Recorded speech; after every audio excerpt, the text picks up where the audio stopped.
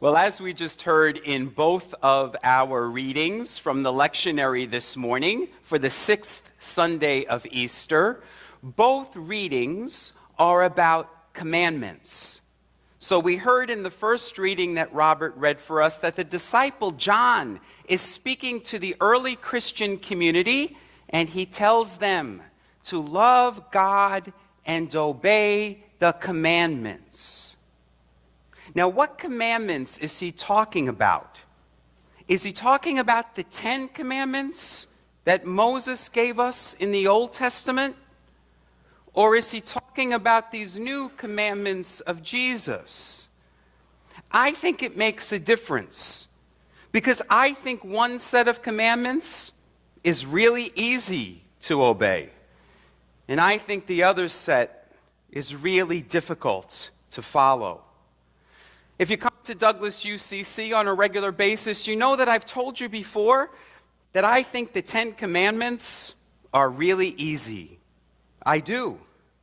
For example, it's really easy for me to honor the Sabbath. The Sabbath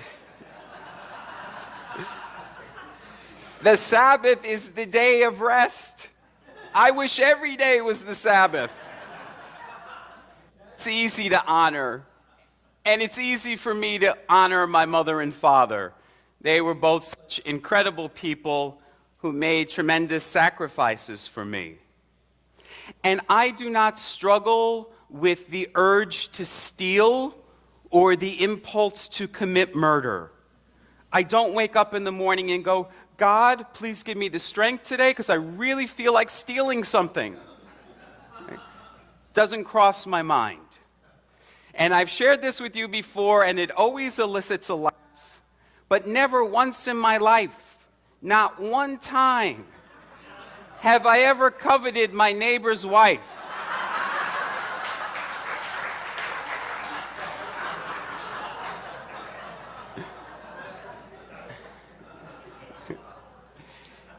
The 10 Commandments are easy. The commandments of Jesus are hard. In today's gospel, Jesus says, I give you a new commandment, to love one another as I have loved you. Now that's a commandment I struggle with. And I'll be honest with you, I struggle with that commandment almost each and every day. Jesus was someone who loved unconditionally. And he said, if anybody's harmed you or hurt you or wronged you, turn the other cheek. He said, bless those who persecute you. Love your enemy. Forgive 70 times, 7 times. Can you do that? When Jesus was going to the cross and he was being stripped and whipped and spat upon and humiliated and nailed to the cross, he said, Father, forgive them, for they know not what they do. Even though people were whipping and spitting and nailing him to the cross, Jesus still loved them. And he commanded us to love in the same way. I struggle with doing that. I find it really hard to bless those who persecute people because of their race, ethnicity, economic status, gender identity, sexual orientation. I find it really hard to forgive people who have caused so much hurt and so much pain in our nation and in the world. And I find it really hard to extend love to people who exhibit so much hate. But if I am to call myself a Christian, that is what Jesus commanded me to do, no matter how hard it might be, is to love people unconditionally. That is the way God loves us, without condition. I've shared this with you before, but it is true. God loved Mother Teresa, and God loved Adolf Hitler equally. He did not love one more than he loved the other. He loved them both equally. No matter what you do today or don't do today, God cannot love you any more than God loves you right now. You could go out this afternoon and you could feed 12 homeless families, or you could go out this afternoon and rob a bank, and God would not love you any more or any less than God loves you right now. Are you doing good things to win brownie points with God? Is that why you're doing them? So that you can earn your place in heaven? Why are we doing good things? We're not doing good things to win points with God. We're doing good things because good things are God things.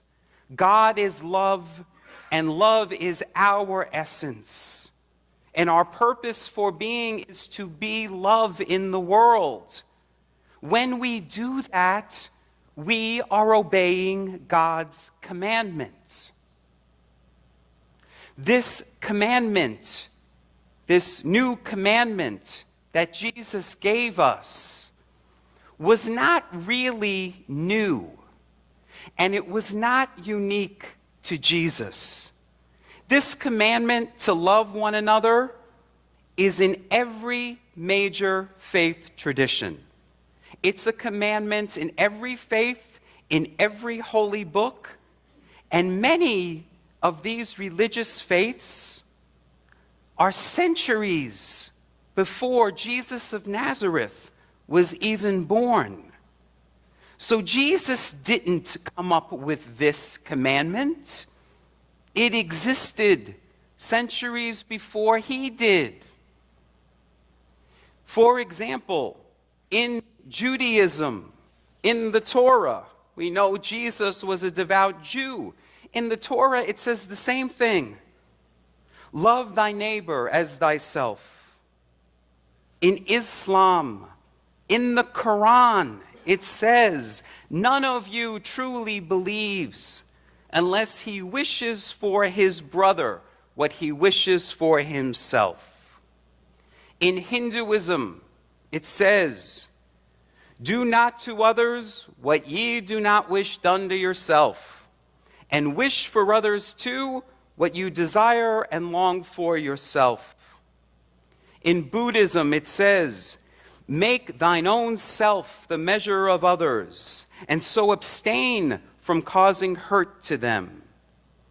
In the Baha'i faith, it says, choose thou for thy neighbor that which thou choosest for thyself. And this same teaching is in Taoism, Sikhism, Zoroastrianism, Jainism, and Native American spirituality. There are many faiths, but there's just one commandment, the commandment to love. And that commandment is hard. But the 10 Commandments, easy. I often smile from time to time in our country when one conservative group or another seeks to have the 10 Commandments put on display in a public square or in a courthouse or in a city hall.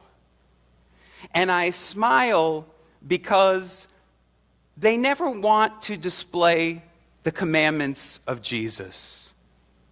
Can you imagine if in a courthouse it said up on the wall, forgive those who have wronged you? Or if it said, let he who is without sin cast the first stone.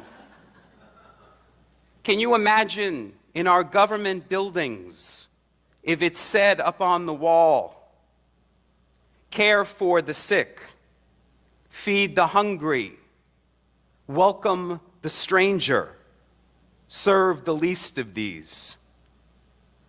They don't want those words on those walls, because those commandments are hard. If we are truly to proclaim that we are Christians, we have to follow not just the 10 Commandments given to us by Moses in the Old Testament. We must follow the commandments of Jesus, no matter how difficult they may be. As we heard in our readings this morning, though, following these commandments is to bring us joy. And we heard that they are not burdensome. In fact, it's just the opposite. They free us. When we follow the way of love of Jesus, we're freed. We're freed from the shackles of the ego. It's why Jesus says in today's gospel, there's no greater love than this, to lay down one's life for one's friends. He wasn't just talking about himself. He was talking about you. To lay down your life means to lay down, surrender, let go of the control of your ego. Die to the false self so that you can resurrect and awaken the true self, the divine self, the self that loves how God loves. God is love, and so are you. And so, on this 6th Sunday of Easter, let us find time each and every day this week to connect more fully with that power and presence of love within us.